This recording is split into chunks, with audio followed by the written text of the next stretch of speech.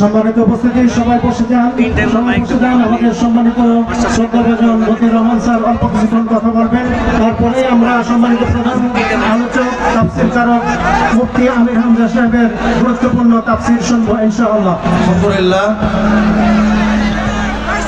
সম্মানিত প্রধান অতিথি, জলিলপুরের কৃতি সন্তান জনাব মোহাম্মদ সানাউল্লাহ, অতিরিক্ত chief metropolitan magistrate, CMM court, Dhaka.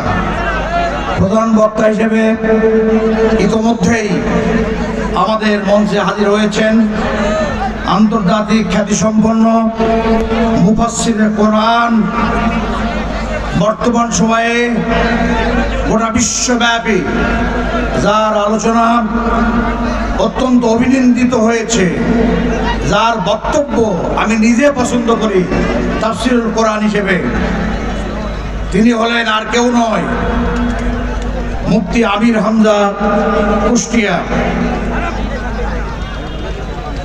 এখানে মাওলানা হুসাইন আহমদ মাহফুজ চুয়াডাঙ্গা অত্যন্ত গুরুত্বপূর্ণ বক্তব্য উপস্থাপন করেছে। আমন্ত্রিত অতিথিবৃন্দ, মুআজ্জাজ উলামায়ে কেরাম, সমবেত আমার মহেশপুর কোটচাঁদপুরের সকল পর্যায়ের প্রিয় ভাই ও বোনেরা, মা ও মেয়েরা, পর্দার আড়ালের মা ও মেয়েরা, বোনেরা, বয়োজ্যেষ্ঠ বয়োকনিষ্ঠ স্নেহের কচি কাঁচা, আমি সকলকে, কৃষক, শ্রমিক, মেহনতি জনতা, পেশাজীবী, সাংবাদিক বন্ধুগণ,